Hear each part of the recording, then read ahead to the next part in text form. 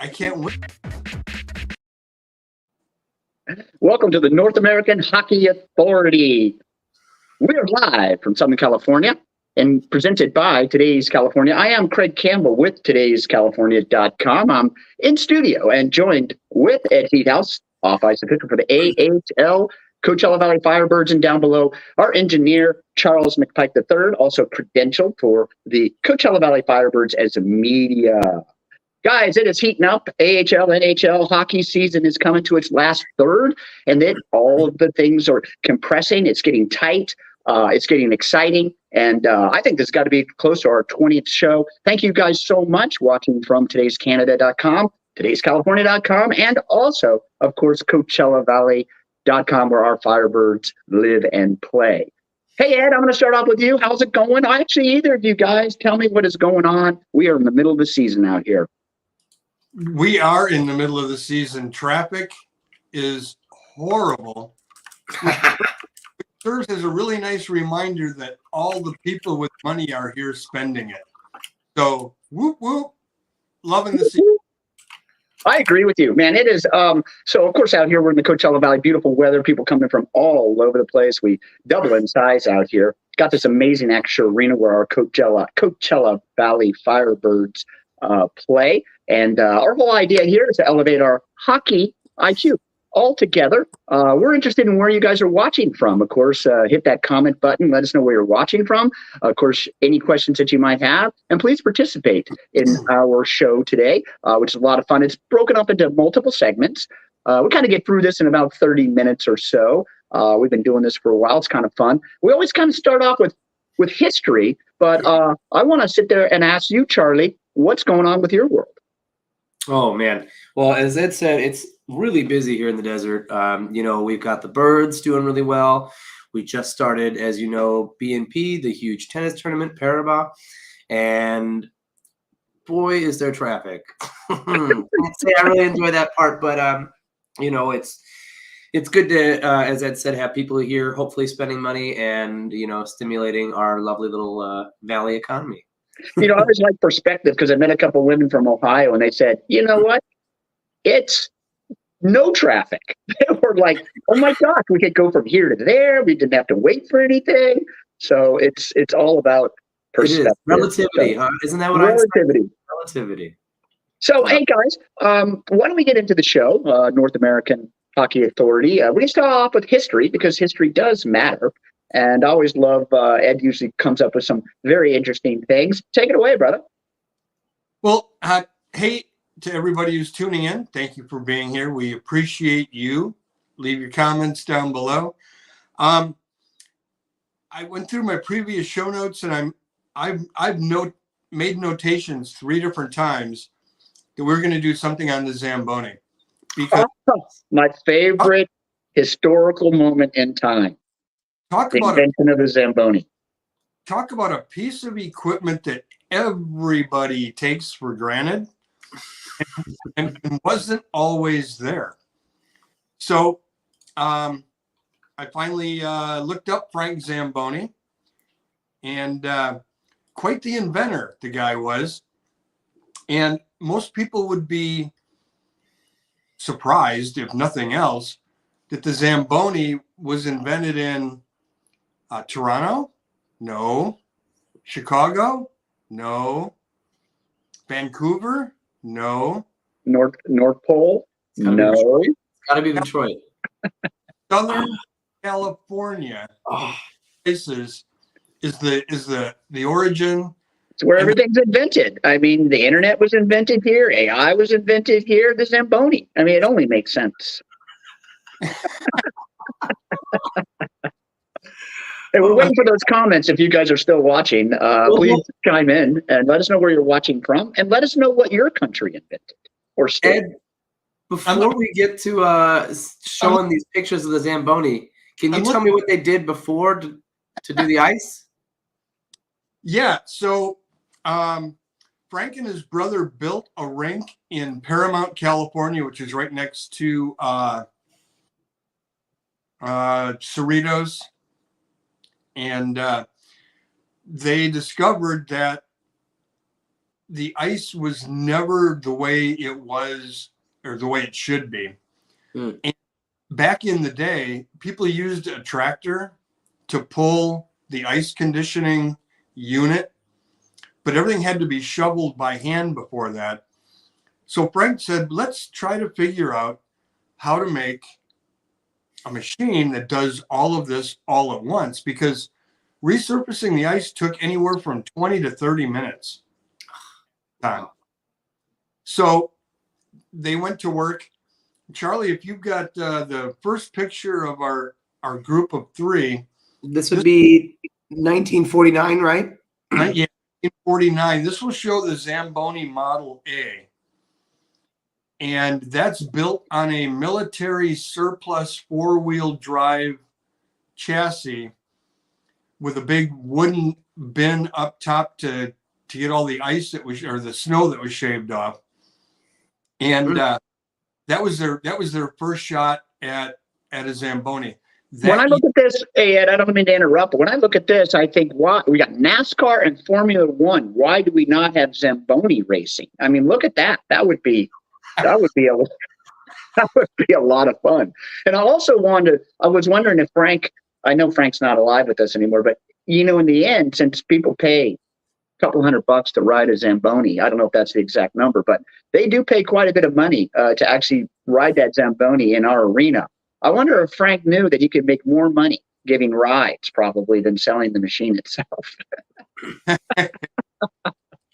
Well, sorry, I digress. That's what we do. That's what we do. That unit worked, but it didn't work as well as they wanted. That unit, because it was a military surplus vehicle, had four-wheel drive and four-wheel steering, but they found that the four-wheel steering caused a lot of problems. So the next picture up, which I believe like the early 60s, is the Zamboni that I grew up with. Our little minor league rink in Muskegon, Michigan. And this is built on a Jeep chassis. If you look at that picture, you can literally see the Jeep down below it. Jeep had four-wheel drive, studded tires, and two-wheel steering, which worked out perfect. But you can tell that thing was a Jeep. Yeah. So, you know, it's pretty spectacular. People don't even know that ice. I don't know if it was thicker earlier, but 3/4 of an inch in our rink, and that's it. So there's not a lot of room there for conditioning. So you would need a machine that doesn't just obviously grind up stuff or chip away things. It has to be, I would think, highly specialized, interestingly enough, to really bring that surface back. 3/4 of an inch of ice. You make a mistake, something's going to be a problem. Right. That back unit on the Zamboni is called the conditioner. That has an auger on it, and it's a blade that shaves a 1/16 of an inch of ice off, and that usually brings everything down to the depth that the ruts that the skates make. So it shaves off a 1/16 of an inch, and then it lays a smooth, clear path of hot water behind it, because hot water, ironically enough, freezes faster than cold water does. Hey, Ed, are you a salesman? One of those mysteries of science. Are you a salesman? I think you could have sold some Zambonis in your time. So that's the Zamboni that I grew up with. There should be a dealership, a Zamboni dealership out here. In Paramount. Yeah, but right next to the Ferrari and Bentley, there should be the Zamboni. Can you imagine? I can't. I'm already imagining. Can you imagine driving down 111 and you've got the Ferrari, the Porsche, the Audi dealer, and then there's the Zamboni dealer there? Or even better, Zamboni cruising down El Paseo? Yeah, Palm Canyon. Let's just do the loop. Yeah. My other car is a Zamboni. Yeah, there you go. We're going to put that out. That's going to be our new sticker. That's an excellent segue, because I do want to mention that if you go to Zamboni.com, there's a link to their store, or you can just type in store.zamboni.com, beanies and hats, mugs and all kinds of drinkware, stickers, toys, ride-on Zambonis for kids. Well, Don't that's get- what I think. I mean, forget those little, whatever we got. They look like, I don't know what they are. The same ones we rode. I would have loved a Zamboni as a kid. I think I would have been a totally different human being as an adult if I had grown up with a Zamboni in my home. Don't get your daughter the Barbie Corvette. That's just lame. Get her a Zamboni. That's it. When we ever start our e-commerce store, that's going to be the first thing we offer. Our Firebird Zambonis. And then, of course, they have a full clothing line. And the bulk of the theme for the clothing line is Mr. Ice Guy, which is pretty cool. So lots of great stored out Zamboni. And I'm going to wrap it up with, we have one last picture of what the more modern Zamboni looks like. We have 2 more pictures, Ed. Put them up. Let's go. Well, This is the surprise first one. Oh, wait, never mind. This is Frank. That's okay. And so this guy was the ultimate inventor. And in 2007, he was nominated into the National Inventors Hall of Fame. Not only did they make Zambonis, I'm looking for my slide on that.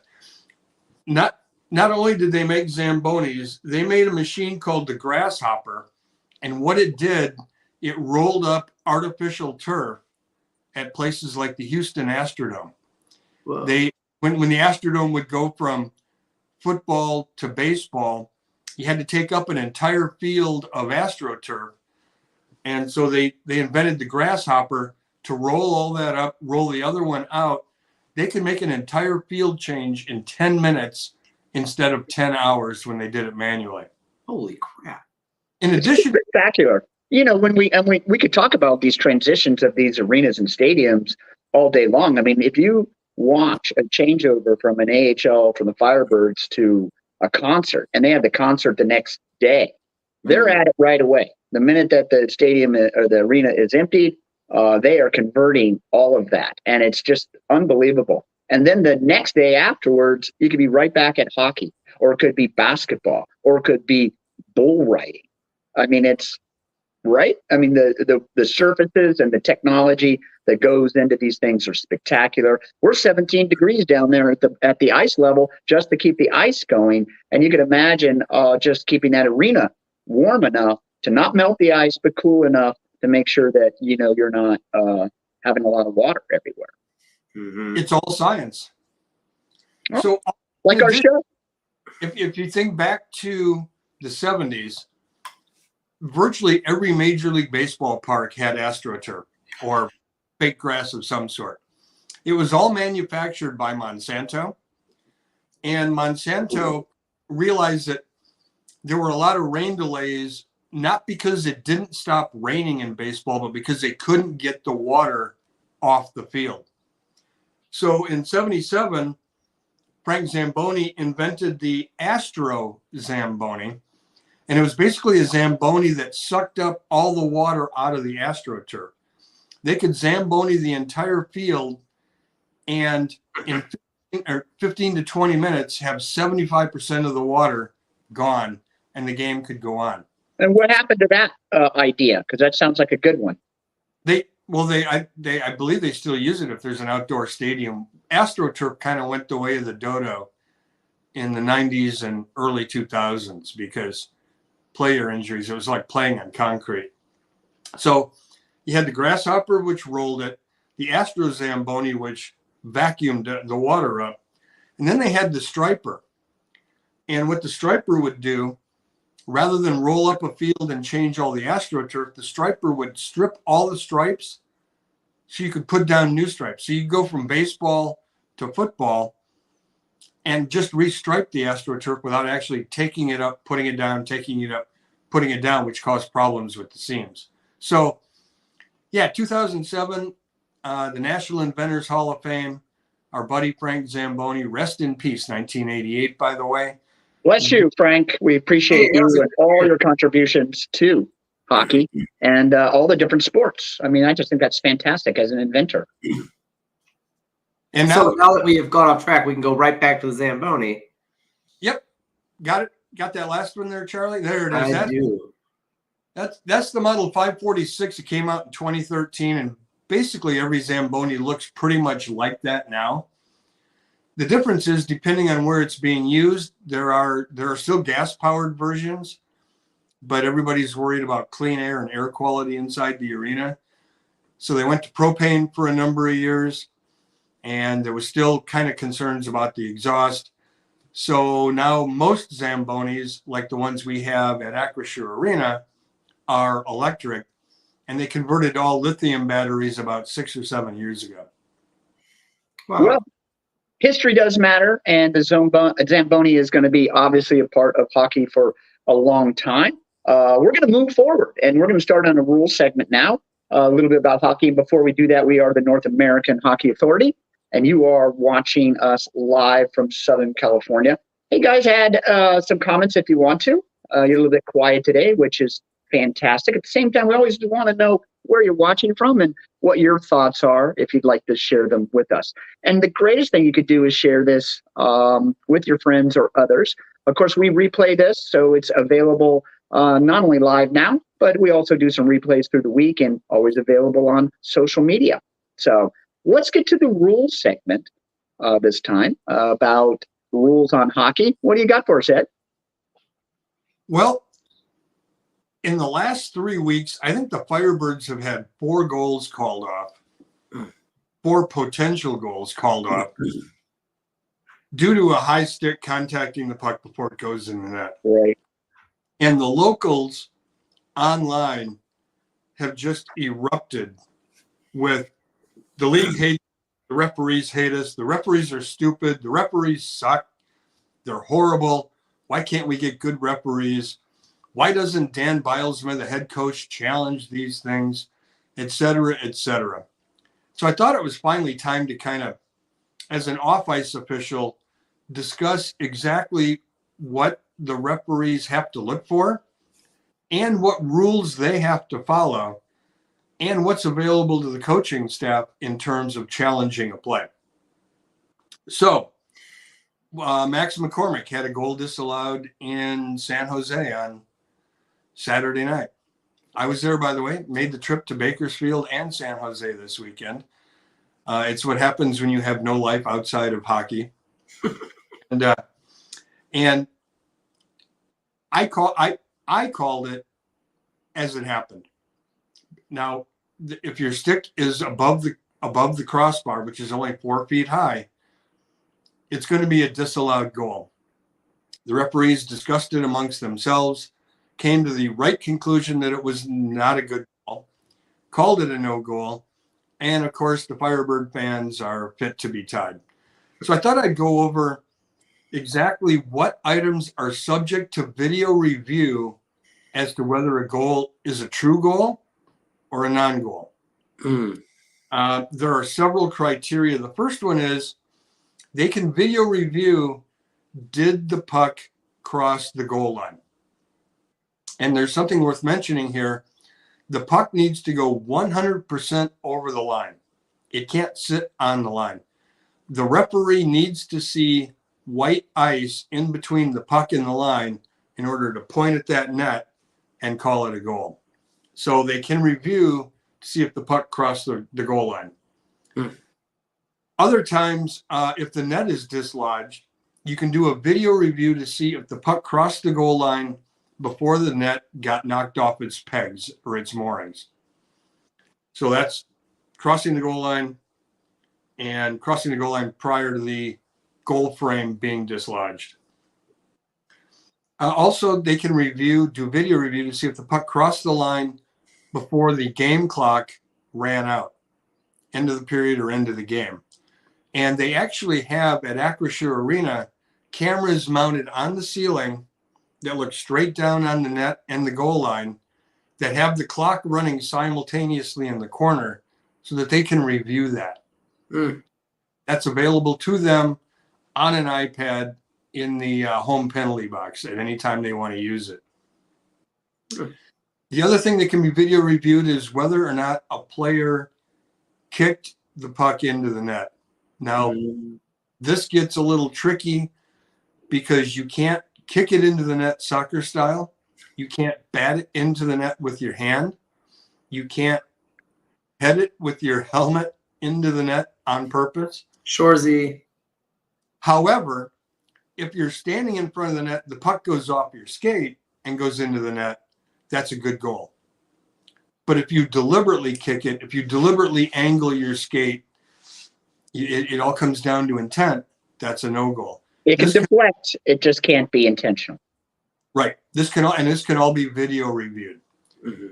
We'll move past that one because that one can take forever.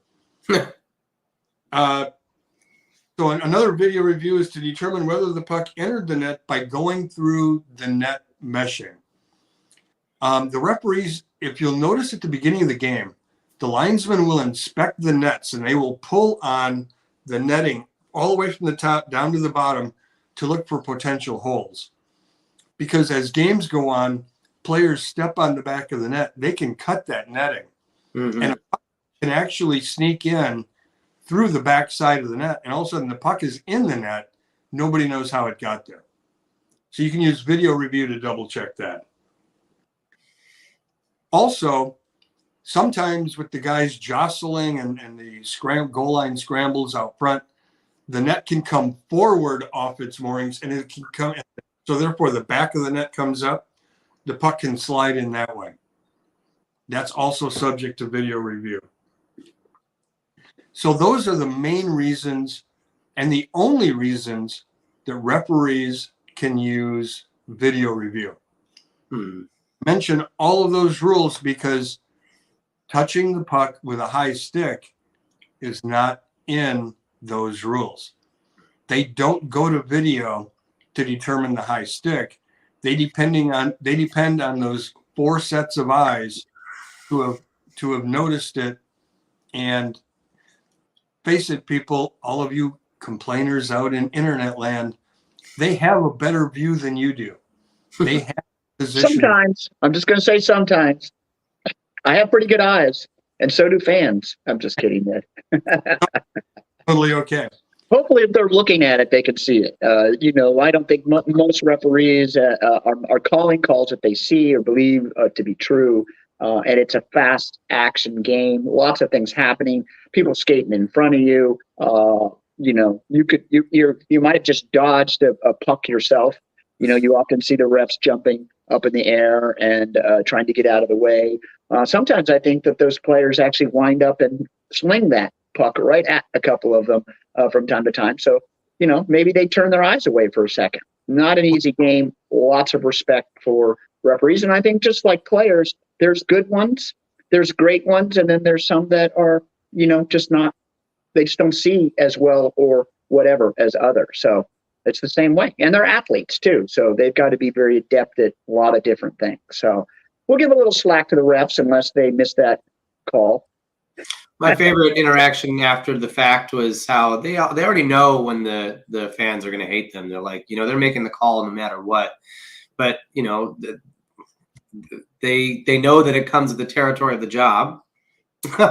And unfortunately, the best part is that they do know that hate is going to come, and they kind of have to just, learn to deal with it accordingly because there's really I shoot through a hole that a puck could barely fit through, and my camera lens can barely fit through. And the only thing that I really want to do is I'd love to be able to use that hole to poke the referee out of the way, because he should be fully aware of the fact that you can't stand in front of my hole and think I can get shots. I mean, come on. I know I'm not the most important thing there. I digress a bit, but it is pretty funny because sometimes I'll just hold up right there in front of my hole, and I'm like, okay, what would you like for me to do? So you almost want to tap them and just say, excuse me. That'd be awesome, wouldn't it? I'd probably be hauled away. The next would be me being uncredentialed. It's worth mentioning at this point, the American Hockey League is a developmental league for the players. It's also a developmental league for the referees. So right. To your point, Craig, you're going to have the veterans, the guys who've been around, and they keep up with the flow of play. They know where to position themselves. You'll have the guys who are working and learning their skills. And on any given night, you might have a guy on his first game in this league, and the pace of play will surprise them. And so they are learning, growing, and also being evaluated by the league every game. The league looks at every call that they make, and they receive detailed notes every game as to how they did. They get a report card. And I want to mention that in the heat of the game, when, a slap shot comes from the point, guy deflects the stick like Max McCormick did, and the puck, the goal is waved off. He washes it out. The referee doesn't have time in those 4/1000ths of a second to go, is this the team I'm supposed to screw? Are these the guys I don't like? He doesn't have time to think about that. He's thinking, what's the guy upstairs going to say who's writing my report card? I got to get this right. It's kind of cool. Oh, I'm sorry. Go ahead. So there's that. I was just going to tell you, I was just going to say, you mentioned the AHL being a developmental league. It's also a roster extension as well. It kind of plays on both sides. You got players coming up from ECHL coming up to play, and other actual developmental leagues into the AHL. But the AHL is also an extension of our roster. But I was so after the game one time, oftentimes, we're done with press conferences 9 or 10, looking for a place to eat. The referees also do the same. So from time to time after the game, I've run into a few. My favorite was these two guys that were lifelong friends. One was much smaller, maybe 5'7", 5'8". The other guy was 6'3", looked like a hockey player, strapping, long, lanky. And sure enough, the taller guy, the more athletic guy, was an NHL referee, and his friend was a AHL referee. Maybe he was an ump, actually. And I said, so how does that happen? And the smaller guy said, yeah, I'm just not big enough to probably make it into the NHL. And that would probably never happen. So it's interesting that he was satisfied with his development and growth in AHL, making it a career for himself. The NHL guy was rehabbing from a knee tear. And so they had him down there playing to get prepared to go back up into the NHL. And this was all during Stanley Cup playoffs and Calder Cup. So they're really trying to get the best, refs and umps in the position to call, as they are the players too, as the team's jockey at the end, as you know. If you're out of the Stanley Cup, you oftentimes are putting players back down to the AHL if you're in the Calder Cup, because you want your players at the highest level to be playing a playoff competition at the highest level, and you want to win. So you bring your best players in, supposedly. Yeah. I lost you guys. Hey, guys. No, you didn't. I'm just thinking about how we're going to segue into our ECHL team out of Kansas City, the Mavericks, who are doing really well. And I was trying to remember what the name of their cup is, and that's the Kelly Cup. Yeah. You didn't lose me. I was having my own little thought there. I could hear your brain thinking over there. I just wanted to get into it. Hey, guys, you were watching the North American Hockey Authority. Let us know where you're watching from. We appreciate you so much. Todayscanada.com. You may be watching from todayscalifornia.com, or, of course, CoachellaValley.com. We're on Twitter and YouTube as well. Once again, let us know where you're watching from. Share if you'd like. Whether it's a replay or live, comment on there if you have any questions at all, because we always follow up, checking on you guys and seeing what you guys are up to. Hey, are we moving past? Are we beyond on the rules? Yeah, Ed, what's up? One last thing. So we talked about video review situations and the referees, and we took a deep dive into the refereeing core. I want to mention that a lot of fans have said, what the hell is up with Dan Bylsma? Why doesn't he challenge these things? Why doesn't he make them look at these things? And it's worth noting that Rule 79.4 in the American Hockey League book states that a team may request a formal coach's challenge on a goal for any goal that is a goal to be video reviewed under Rule 79.3. All those rules that we went over about how the puck goes into the net can be challenged. Since you don't review a high stick as part of 79.3, the coach cannot challenge that ruling that the referees make. So to those of you who don't think Dan Bilesman knows what he's doing, trust me, the man is so overqualified for his job and to be here. He knows exactly what he's doing. And his job is to keep his players positive after that happens, refocus them, get them on the ice, get that next goal. And now we can move on to. Wait, do you want to see? Don't I have a picture of this rule? Do you want to show them real quick? Yeah, you know what? We covered it all, and it's probably really hard to read. Okay. Hey, I want to say something about Dan, just because we get an opportunity to see him in the press conferences to really get a take on his feelings about refereeing and other things when they're happening. I have been very vocal about in the games against Hershey that their coach when they lost those first couple games was very vocal in the press conferences, but he was also very clear about fines and being able, you can only do so many things, can only be so demonstrative. But he was clear. And he basically said, it seems like we need to work on our penalties because we seem to be getting a lot of them. That's how he couched it, but it was clearly stating that there was a differential that he was unhappy about. They went on to Hershey, and guess what? It seemed that the differential shifted once again. So there is something about those coaches communicating to the referees what they feel. Of course, they just can't do it in open public ways. Otherwise, it kind of degrades the game. Correct. And when we get into the playoffs, we'll talk a little bit about gamesmanship. But I will say, referees don't watch press conferences. Just saying. Well, that's true. Although I will tell you that Dan, in this last one, because we were discussing a lot of things about physicality and fighting and how teams will come after us early. He was demonstrative about saying that they have earned all the respect and they will take any team that comes in there. And he used the word shove around. He was very intense. And I will tell you, it does feed into press. It does get into news. And maybe the refs aren't looking at it, but there is a feeling. There's always pressure. There's always these things are always controversial. And so they try to do their best to bring up in ways that, Dan's communicating to the rest of the league that we're going to win at home and we're going to be tough at home. And we're a lot rougher than you think. I've never heard Dan express that much passion about that in a press conference. And the only reason I bring it up is because here again, I'm sharing it. And so there are ways for them to be able to articulate refereeing challenges and stuff. But I think it's a good point. Dan can't really challenge all those calls, and he feels pretty good about them being made correctly. And we can't call the ones that are high sticking or high above the crossbar.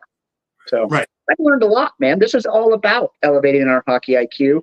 Appreciate you, Ed. Every time I come away from this, I'm always a little more educated, a little bit more knowledgeable. Makes the game that much more interesting. Hey, are you Beacon this week? No, actually, we got. We are. We can do that, and then we'll come back to, Firebird talk, and Maverick talk, and Kraken talk. Let's get into the Beak, move on forward. I know this is a great show. Looking for about 30 minutes. We're there already. Got a couple more segments to go, but I'm very excited. What's on your mind, Ed? So, Beak of the Week. We always like our little chirps and beaks, and nothing makes me happier when the fans of the sport get involved, get creative, and do their own little personal snipes against players, usually opposing players. And Charlie, I don't know what order they're going to come up in. We got 3 of them this week, I believe. So okay. We'll do it in ascending order. So the first one is this guy. So this is the San Jose Sharks visited the Vegas Golden Knights, and I'm going to be the first one to say I'm not the biggest fan of the man bun. That's just my opinion. It's my feeling. It's my probably my boomer upbringing, which many people love to seem to point out in my life. But it's amazing how much his little top knot looks like the top of that 30-gallon Hefty bag, doesn't it? And the sign obviously says your cute bun matches your game. I found that to be really hilarious. That's a good one. I love the size of that sign. Those are much bigger than the ones I've seen in Firebirds. I'm like, wow, they must not have any regulations. Can you bring a billboard? That thing was wonderful. It is Vegas, baby. That thing was like 8 people big. A lot of times people make them so that they fold up. and Sign technology. Wow. they can get through they can get through the turnstiles and not get detected. So this I like is up this one a lot. This is absolutely hilarious. This is up in Winnipeg, where the Kraken beat the Jets last night in a very very fun game. But this guy dressed up as the Nashville Predators dive team. I love the goggles, the snorkel, and the floaties on his arms, as well as which is depicted as the Nashville Predators practice facility. This is when the Zamboni goes wrong. This is such dedication to chirping the team. That is absolutely amazing. Well, and this guy's in Winnipeg, okay? Yeah, where it's like negative 20 degrees right now. Yeah, that's the northernmost team in Canada. It's got to be cold there, and he's in, swim shorts, and cut-off T-shirt. I admire his dedication and his sense of humor. Absolutely. We got another one? Last one. More? Ovi. You have one more? This is the last one. So this was taken in Columbus. Washington Capitals visited Columbus. The Washington Capitals, by the way, are the parent team of the Hershey Bears. So there's already a little dislike there of Washington just by association.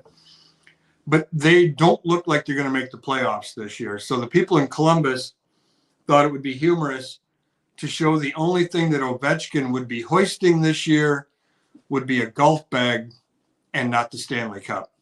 Amazing. That's top tier chirping. Yeah, and if you look at it, this guy's looking down, he's yelling, his mouth is open, he's enthusiastic. And Ovi, number 8, is looking right at him. Mm-hmm. And that's got to be very satisfying as a fan when you can snipe a single player and get his undivided attention. I thought that was hilarious. The caricature is not very forgiving for that they've drawn of Ovi there. The big chin. Yeah. Face. So yeah, this week was my salute to the fans, and keep up the good work, keep up the great signs, maintain that sense of humor, because if hockey isn't fun, why are we all here? Hey guys, let's move into some Firebird talk. The most important thing, obviously, our Coachella Valley Firebirds. That's where we're located here. They are the AHL affiliate of our Seattle Kraken, NHL Kraken, and we're enjoying some very phenomenal success. Struggled a little bit earlier in the season at home, but we seem to be on the right track, winning games and getting things done. I know, Ed, that you sent us a couple of things about, just how tight the league is and how important things are. I know one of the things that you highlighted was, our overtime losses and just how many times that we've been in overtime. That seems to have been making a difference. But it's a tight race out there. It's a very tight race. As a matter of fact, the top 6 teams in the Pacific Division, in the 10-team division, the top 6 are separated by 11 points. I think I have an image on that. I might. Just give me a second to see here. The Pacific Division slide. That's no highlighting on it. Okay, that's okay. We can go right to this one. Oh, hold on. Oh no, here we go. Here we go. My bad. I just can't read that small. I'm sorry, guys. Yeah, no, it'll probably be tough for everybody to read, but the Firebirds sit on top at 73 points, Colorado's in second place with 69, 4 points back, and they've played one more game than we have. Mhm. So we've got that 4-point lead and a little cushion of one game Game in hand. to be comfortable with, but it's a great place to be because it's worth noting at this point, only the number one team in this division gets a bye in the first round of the playoffs. Oh. The top 7 teams make the playoffs, but only the number one team gets a bye. So, Calgary, I believe, last year got that bye on us, and ultimately, it matters too when you go to Game 5 or 7. If you ultimately make it to the Calder Cup, that record comes into play for home field advantage. it does. And the other thing worth noting is that by the time we finished Game 7 in the Calder Cup Finals last year, we had played more playoff games than any other team in AHL history because Calgary took that number one spot. We were number 2. Right. So We they had got to, the bye, and we had to play through. And Hershey also got the bye on their side. So, correct. yeah. We had to play an opening round, and that was 3 games that we shouldn't have had to play had we been able to step up, had the Firebirds been able to step up, hold on to that number one spot. So my only point is tight race, tight division. I watched the Calgary-Tucson game last night. Calgary was in Tucson to play the Roadrunners. Found myself in the odd position of rooting for Calgary, which I never thought I would do. But because the Roadrunners are ahead of them in the standings, rooting for Calgary, they pulled off they were down by 2 goals with 5 minutes left, got 1 goal with 3 minutes left to make it 5-4, pulled the goalie, scored with an empty net to make it 5-5 and go to overtime, and then won the game in overtime. So, Wow. Well, yeah.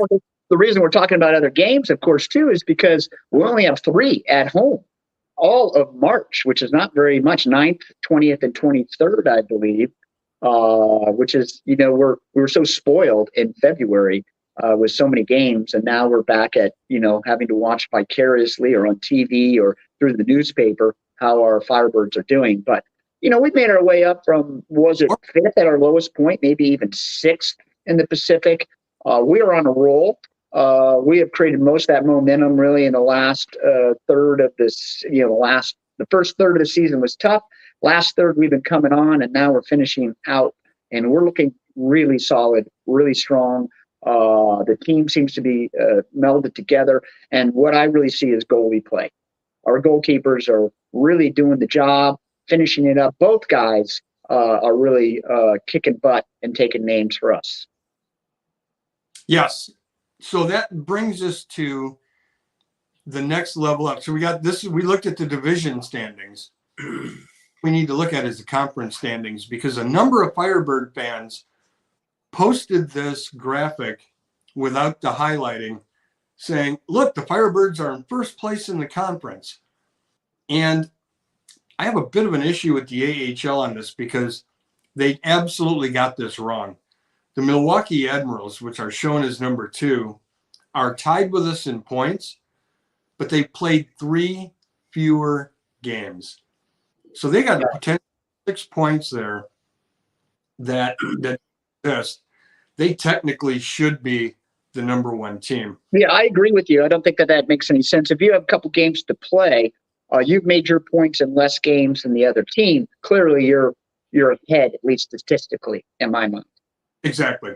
So what on the far right column, you've got the win percentage. That's the percentage of points you've gotten in the number of games that you played. You see the Milwaukee Admirals are playing at a 730 clip, and the Firebirds are down at 689. So clearly, and Milwaukee just came off a 19-game win streak. They are hotter than a firecracker right now. Now, is it that way? Is it that way because they're both tied for first, but it's a alphabetical thing there? Maybe. I can't find a rhyme or a reason as to how or why it happened, but all I'm saying is Firebird fans, love you to death. Simmer down a little bit, okay? because this needs to be taken with a couple common sense pills. And what I highlighted was the percent column where obviously Milwaukee's crushing it. But what you really want to look at, the other highlighted section, the losses, the overtime losses, and the shootout losses. The Firebirds have 20 total losses on the season. Milwaukee has 14. That is a huge statistic, because once you lose a game, there's no making back up for that. And as the playoffs become a bigger and bigger factor as the season goes on, I encourage all of you listeners, no matter who you root for, take a look at how many total losses your team has and the total losses for the team that you're coming up against. That is a huge way to see exactly who is where in the standings and why. So yeah, Milwaukee only 14 losses total. Do we play Milwaukee at all? No. We won't Right. start their season this year. I just find that to be also interesting and unique. When we ultimately played Hershey and the other side, we haven't played any of those teams either. So thank God for Hershey and doing their destruction amongst them, and we get to play only one of those guys coming out of that side. And then even our side, we play Pacific Division primarily, and therefore, it's good. And we have some really incredible competition in our particular division. I think that helps us a lot. Makes me wonder throughout the league, since we're not necessarily playing other teams back and forth, like an NFL may do more, it's hard to really know how good we are sometimes. Yeah. The Pacific is the strongest division among the four in the A. Somebody posted the other day that Hershey's only number one in the league and in their division because they play in a weaker division. Well, they have 8 teams in their division, and only one of them is below 500. We have 10 teams, and 3 of them are below 500. So clearly, that's one of the more dominant divisions within the AHL. Well, you just can't tell because once again, we play within ourselves, so it's just difficult to really know ultimately. And go ahead. Hershey. I'm There's sorry. no Go ahead. between us and Hershey other than the next graphic, Charlie. Imagine that. Thought this out. So now we show Hershey Bears number 1, Coachella Valley Firebirds number 2, and this is the league standings. Providence number 3, Milwaukee number 4. We've already, as we've noted, Milwaukee deserves to be ahead of us. So technically, Uh-oh. Hey, Charlie. Oh, there he is. He's back. I'm back. Go ahead. So, So technically, they should be not listed there. okay, so take a look at the Hershey Bears. They have 41 wins, and the other 3 teams below them are stuck in the mid-30s. That's one thing. But if you look at Hershey's losses, they only have 14 losses, 10 losses in regulation, 4 in shootouts. We have 20, remember. They only have 14. They got a 6-game advantage. They've got 86 points in the standings. I'm going to call it here with 6 weeks left in the season. Hershey is going to take the number 1 spot in the league based on total points. I don't see anybody calling them or catching them yet. So if this were as a result, they will get the President's Trophy. If the AHL does something like that, they will. But what they will have is home ice in the Calder Cup finals, should they make it that far. And that was really where I wanted to go with that. I bet you this year they keep home field advantage. That's my guess. Hershey made a play last year. I mean, they decided to give us an extra game. They wanted to start those first games at home and see if they couldn't come out to that 2-0 lead and really move forward with that. I don't know. I mean that's usually what you want to do. But they gave us the opportunity this last year. Maybe there was a conflict at the arena. Sometimes that can happen at our level. But I just thought that was a very interesting call by Hershey. Toward the playoffs, we'll talk about that 2-3-2 format and why teams would do that. We're running a little late today. Yes, we are. That'll give us some info for later on. You want to finish up? Are you ready for your favorite spot? You know what? If it's okay with you guys, I'd rather cut out Peeve of the Week again and talk for just a minute about the fact that the Kansas City Mavericks are #1 in the ECHL. Now, the structure is you got the Kraken at the top, Firebirds down below, Mavericks down below that. The Mavericks are sitting #1. And much like the Firebirds sitting #1 in their division, bodes well for the playoffs, but it does say a lot about the depth of the Kraken. And yeah, I did that on purpose. This franchise is stocked with talent. And when you get down even below that with Furcus and some of the other lower level kids that are 17, 18, 19 years old, incredible success throughout the organization. So go ahead. I was out eating at one of my favorite restaurants, Pacifica, just the other day. Met these two wonderful ladies that were out here for season, and they're from Kansas City, from Missouri. And guess who they brought up? They brought up our Mavericks, and I didn't even put it together that they were a Seattle Kraken affiliate team. And so they're telling me about how excited they are, and I'm going through this whole process. And she pulls up something on Google, and it says right there, #1 team, Kraken affiliate. And I'm like, I cannot believe that she was bonding with me through this whole time. I just didn't put it together. But you're right. I mean, the fact that our teams are leading throughout, and you think that it's roster, yes, they're developmental teams, but ultimately they're Kraken signed players. It bodes well. Whether you're trading or whatever you're doing with those players, utilizing them or making other players on your team better, because you have so many good qualified players in our organization. That says something about the scouts, perhaps. Yeah. And the way they drafted the first 3 years. The talent pool has definitely been well stocked with Kansas City success, the Firebird success. And the Kraken, man, they're right on the edge. They've won 2 games back-to-back in Calgary and Winnipeg the last 2 nights. Grew up, played spectacular hockey against Calgary, pull out a win. Joey Decord last night, holding on to a 1-goal lead with 16 seconds left, has his stick stripped from him and makes an unbelievable save without his stick with 4 seconds left to preserve the win. Joey. I could hear the chants. I missed them. In Winnipeg. Sorry to interrupt you, buddy. What did you say? They did what in Winnipeg?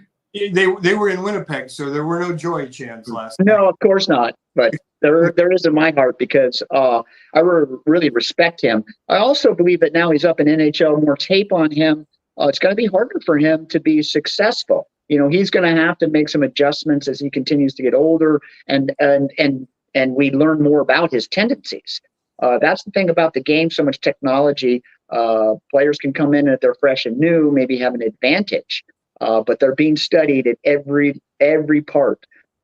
Every single player knows whether Joey or whatever goalkeeper is going to be moving a little more right, a little more left, whether they're, good at this corner or that corner, on and on and on. So I love that about the game and about the technology. And it just shows you, when you see these players that are consistent through seasons, these are magical players, because they also have to make constant adjustments to stay on top, because everybody's trying to get there.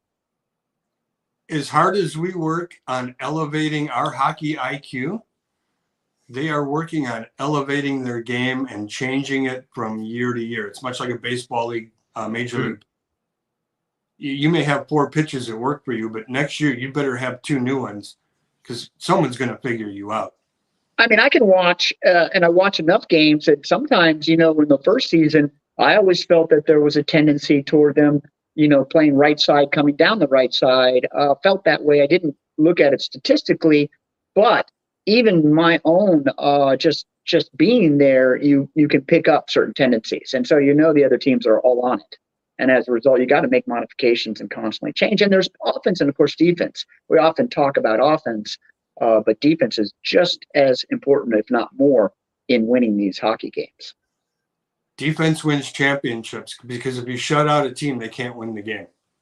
That's such a good point. That might be the point that we end on. I just like it so much. I'm good. You know what? I'm as I say goodbye to our viewers and listeners, I'd like to just say thanks for being here. Subscribe, like, and share. And I'm going to throw in two things that I forgot to mention earlier. One, the Zamboni Model A, the 1949 model. Well done, Charlie. Is still on display at Paramount Iceland, which is an Olympic-size hockey surface that's been around since the 40s. Wow. And number two, today's jersey selection of the week is my Paramount Mustangs jersey because I skated out of Paramount for 3 years. So my salute to Frank Zamboni and his family's ice rink in Paramount, everything he's done for the game. Thank you to you viewers and listeners. Subscribe, like, and share. I'll turn it over to you guys and I'll shut the heck up. Hey, see you guys next Wednesday at noon. And of course, watch the replay. Charlie and I will be out at the BNP Paribas Open. That is our largest tennis tournament out here. It's actually the richest in the world outside the slams, outside the majors. So we're pretty excited about that. Second largest tennis stadium in the world. All to say that we're very blessed out here in the Coachella Valley with not only the Firebirds, but incredible place to be for sports, tennis, golf, hockey. I mean, we really do have it all here. Polo, on and on. Beautiful weather. We love you, fans. Make sure that you let us know where you're watching from. And until next time, I'll see you guys. See you guys. Be good human.